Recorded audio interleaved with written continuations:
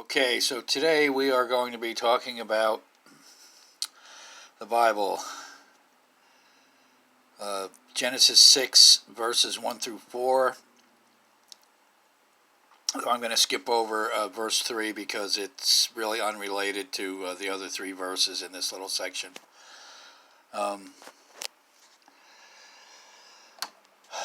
There's a lot of information going around the web, false information, misinterpretations. People have misinterpreted these verses and gone on to write books about them, a lot of videos. And to be honest with you, I have literally hundreds of Bibles, and I have hundreds of Bible studies from the 1800s, and the misinterpretation that this verse means that there were giants on the earth in those days, and that the sons of God mated with women and created those giants is just a total misevaluation of the verses. We're going to go through it. First, I'm going to read through this, and just the general reading of it tells you that the Nephilim, or if you want to interpret it as giants, which we're going to correct shortly, were on the earth before the sons of God came into the daughters of men.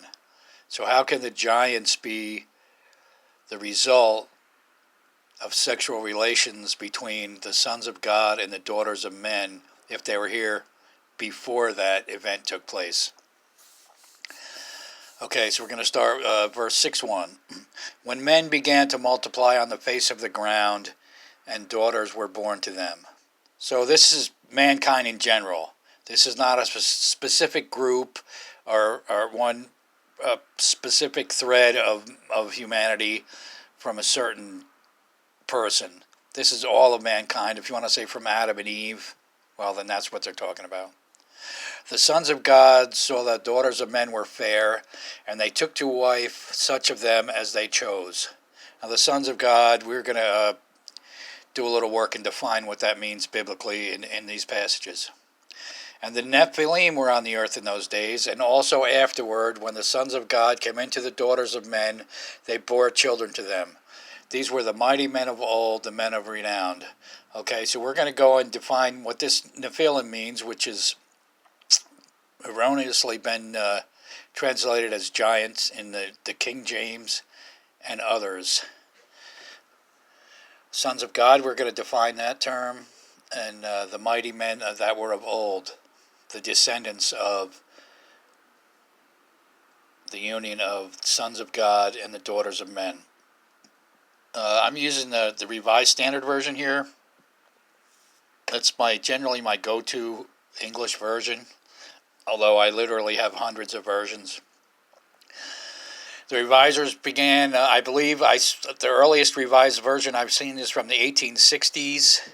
And if you read the preface of the revised, they tell you that,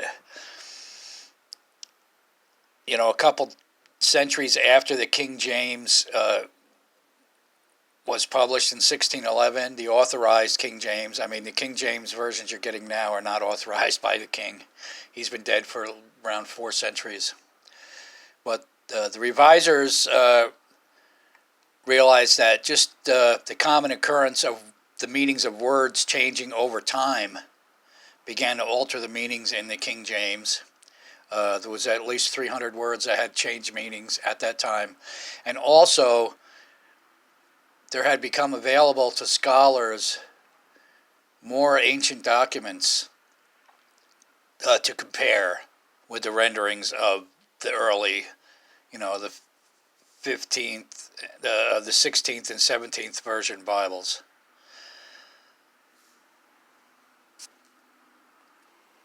I've heard a lot of the arguments of the King James version only, and really I don't get it. It wasn't the first English translation. There was at least a half a dozen Bibles translated in English before 1611 King James. I've heard Gail Rippler's arguments about the King James version only. And I must say, everywhere she mentions a problem with the Revised Standard Version, there is a footnote that explains the reason they chose the verse they did and the wording they did. And it also, if there's a discrepancy in ancient texts, it also tells you what the alternative verse might be and the alternative interpretation.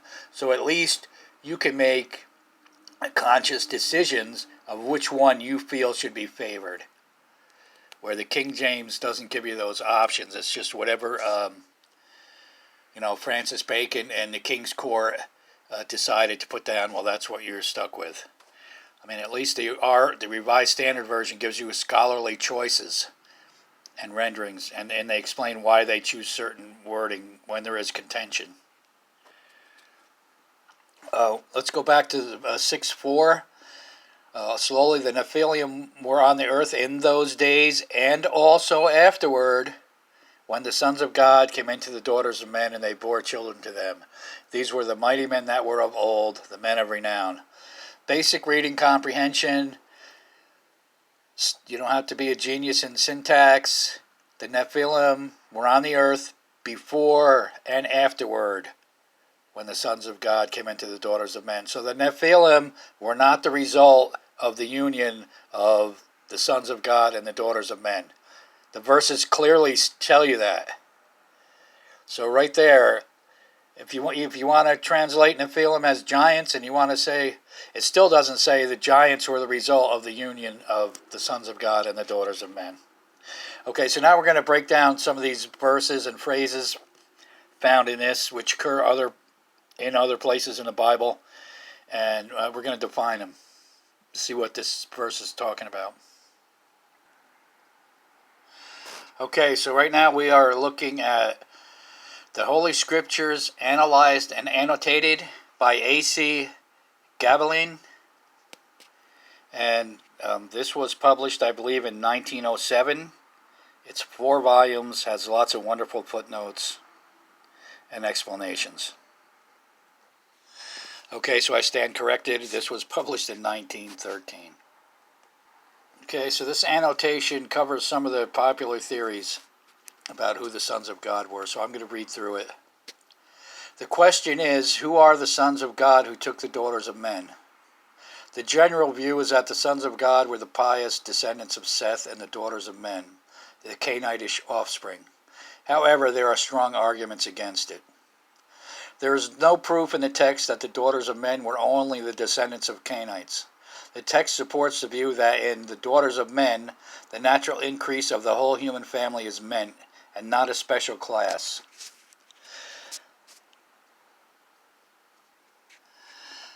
The theory that the sons of God must mean pious people can likewise not be sustained.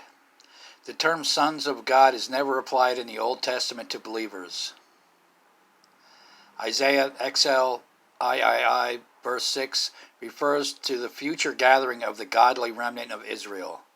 That the believer is a son of God, predestinated to the Son, place, with the spirit of sonship in him, crying, Abba, Father, is exclusively a New Testament revelation.